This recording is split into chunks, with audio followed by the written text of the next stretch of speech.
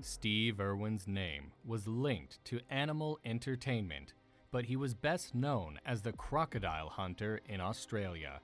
His family and fans all over the world loved and respected him.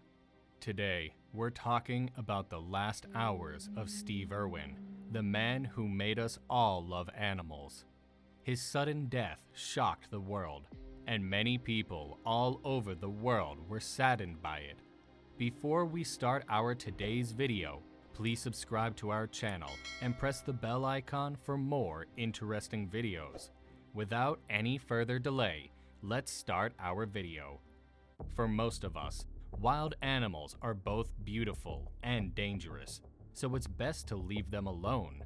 Some people may not be afraid of animals, but they have a lot of respect for nature's most amazing creatures. Not even death can stop them from loving animals a lot. Steve Irwin was without a doubt this kind of person. He was a TV star who fed crocodiles like puppies in front of cameras. He was also a wildlife expert, ecologist, conservationist, and zookeeper. Stephen Robert Irwin grew up around animals his whole life. Steve's father, Bob, was an expert on reptiles and amphibians, and his mother, Lynn, was a wildlife rehabilitator. They started the small Queensland Reptile and Fauna Park when Steve was a child. The boy did not have a normal upbringing because he grew up near crocodiles and was given a 12-foot scrub python. When he was 6, he was already handling crocodiles. When he was 9, he wrestled one in front of his father. When he was a teenager, Steve grew closer to the park and volunteered for Queensland's East Coast Crocodile Management Program, where he caught over 100 potentially dangerous crocodiles. He took over the park in 1991 and renamed it Australia Zoo in 1998, giving it the attention it deserved. September 4th, 2006 was just another ordinary day for the TV star and wildlife expert. Steve was 44 years old and had been on TV for 10 years. He got his nickname from the blockbuster hit show, The Crocodile Hunter, and he just couldn't seem to take a break. He was passionate about his work both on and off camera. He loved his wife, Terry, and his 2 kids, Bindi and Robert, ages 8 and 2 respectively. Nothing seemed to change Steve's mind about how good life was. Stephen and his crew were working on a documentary called Ocean's Deadliest on September 4th. They were at Bat Reef, a part of the Great Barrier Reef near a small Australian coastal town called Port Douglas. Steve was feeling good and motivated, but not everyone else on the crew was. John Stanton's best friend and crocodile hunter couldn't help but notice that something wasn't right. In fact, 3 weeks before filming started, John called the Discovery Channel and asked them to cancel the whole project. But because Discovery had already spent a lot of money on the project, John had to make up for it with a documentary that was already being made. Still, he had a few medical exams and made a will in case something went wrong for the first time. He couldn't get rid of the overwhelming fear that he might end up dead. A few days before filming started, Steve talked to the team about his own worries. John Stanton listened as Steve thanked his whole staff for being there and helping him. To anyone else, it would have seemed like a normal thank you speech, but to Stanton, Steve's best friend, the whole thing felt strange and unsettling, like a farewell speech. Still, he couldn't do anything about it because they had to film. On Monday, Steve Irwin and John Stanton got up early. They had work to do, but they wanted to spend some time together thinking before getting to work. They were on the deck of Steve's 75-foot research boat, which was appropriately named Proclus, as they drank their tea. The 2 friends looked out at the sea. Steve was happy and talking about how great his life was. He was always upbeat and ready for the next adventure, but that was just Steve. He was always lively, funny, and charismatic. As the day went on, the crew realized that the seas were getting rough. It was too foggy to film Ocean's Deadliest. A documentary that couldn't show the creatures would not have been very interesting, so they decided to wait a few hours or even a whole day.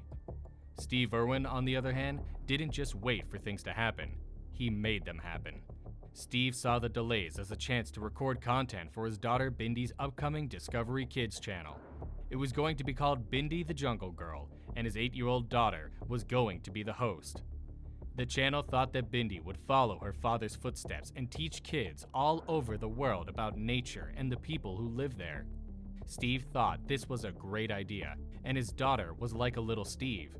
It was only natural for her to have her own show for kids, so Irwin told his cameraman, Justin Lyons, to grab his camera and get ready for a fast dive.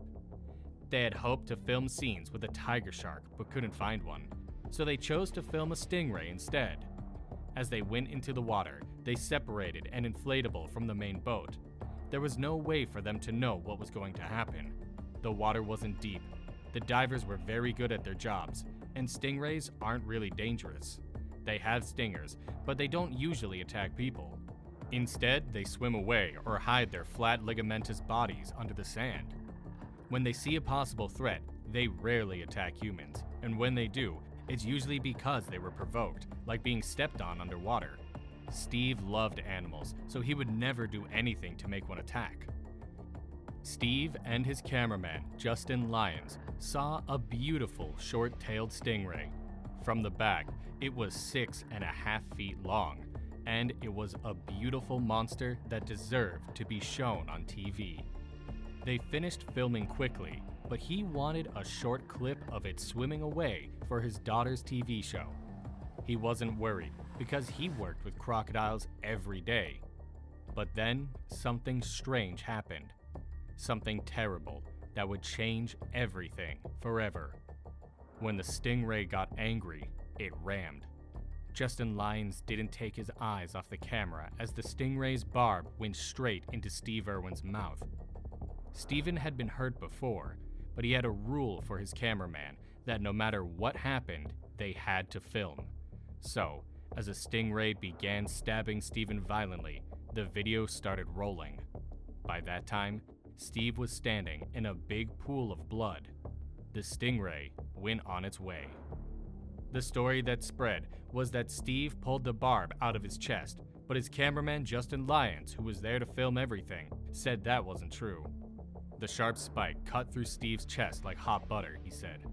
Steve knew he was in a lot of trouble when he got out of the water up to his chest and screamed, "It pierced my lung." But that wasn't what happened. The real story was much, much worse.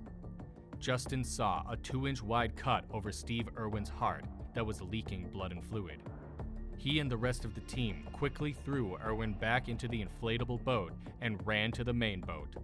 Justin was scared and tried to help his friend, telling other crew members to put their hands on the wound and telling the crocodile hunter that he needed to live for his children. Steve Irwin, on the other hand, calmly looked at his friend and said, "I'm dying," before passing out.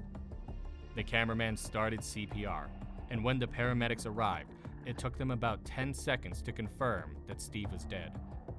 Even if the crew had been able to get him to the hospital, he wouldn't have lived. His heart was in bad shape. CPR and medical procedures after the attack were all shown on video. The video of his accident has never been released to the public, and it's not likely that it ever will be. Steve Irwin died doing what he loved most, spending time with animals. Terry, his wife, and their 2 kids, Bindi and Rob, were on vacation in Tasmania when they heard the news. Terry had been called by the zoo's management, and she had to fight the overwhelming sadness she was feeling so she could tell her children. They were shocked to find Medi waiting for them at Australia's zoo, as well as flowers from people who were sad that Steve and Terry never got back together. Steve Irwin will be remembered not only as a funny, silly showman, but also as an animal lover and conservationist who used unusual ways to teach people about the value of nature. That's exactly how Steve would want to be remembered. He had a big impact on the world, and many animals are alive today because of him. That's it for today. Thank you for watching, and don't forget to subscribe to our channel. Don't forget to share and press the bell icon for more regular updates.